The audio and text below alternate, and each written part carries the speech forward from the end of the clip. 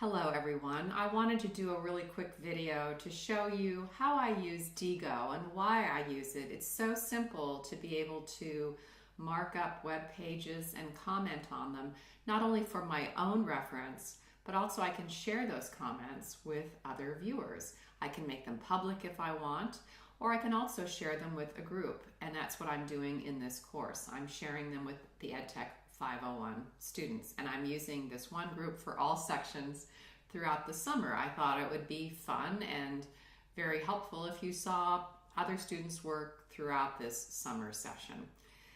Let's get started. As you can see, I have this student's learning log, and I really liked this statement she wrote about learning Zotero. She said it was easy and extremely helpful in creating the citations. Yes, Sherry, I agree. So I selected this text, and I have my Diigo Chrome extension right here, and I've opened it, and you have to sign in. You have to make sure you're signed in, but I would always just have that there, signed in. And if I wanted to highlight text, I can do it this way, and I can click this highlighter tool. Then I just simply hold my cursor over that text, and I can select a comment. And I can select this plus. I can choose my group, which is EdTech 501 Summer, and I can write a comment and post it. That way, it will be saved to our Diigo library, but also you can see it right here on the page if you have Diigo open. One of the things that's kind of a little bit different or not as good as I like about the Diigo free Chrome extension browser. As you can see, I've refreshed the page and none of these annotations show up. But if you just simply click your Diigo icon and then select annotate, they should show up, and you're a member of the group, so it should show up. If it doesn't, let me know. So let's go to my Diigo library, and you can do this by simply clicking again the Diigo extension and going to my library, and of course you need to be logged in. Make sure you're using the Diigo software signing in as an educator, because I believe you do get something.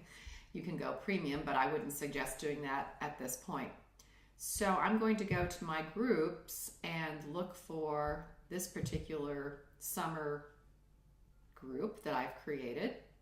And as you can see, I've gone through all of your learning logs, and I've made comments on just about all of them. I make good comments, and I make just critical comments, something that people are doing a lot, like not spelling A-E-C-T correctly. It's like A-C-E-T. I think I've seen mainly A-C-E-T, which I think sounds good, but it's A-E-C-T, A-E-C-T standards. So if you've made those mistakes, just go in and fix them. Otherwise, they're all looking great. For those of you who've never used WordPress before, it's a learning experience, it's a learning curve, so just enjoy it and learn how to use it. It's a lot of fun. So you can see all of these particular posts I've made, and if, for instance, if Emily says, oh, look it, she said, oh, should be A-E-C-T, and if I'm Emily and I want to look at this, I can click this link directly on my learning log, and I can then, again, you'll have to, in the Chrome browser, you have to click this Diigo and click annotate for them to show up. But sure enough, like she has it as A-C-E-T, it's okay, Emily, it's not a problem, you can go in and change it. This is a very common problem. So this is a time for you to kind of learn more about using WordPress for your learning log, which you can then just transform into your final showcase portfolio for our program. That's what I suggest doing, because WordPress is a very powerful website building tool. And you can also just simply use WordPress for other activities in your classroom. So you may decide you're going to set up a class site, or you may want your English students to be writing their own learning logs or their own blogs. So again, just take some time to learn Diigo, to learn how to use it, and also to read my comments in our EdTech 501 group for this summer. Thanks for viewing.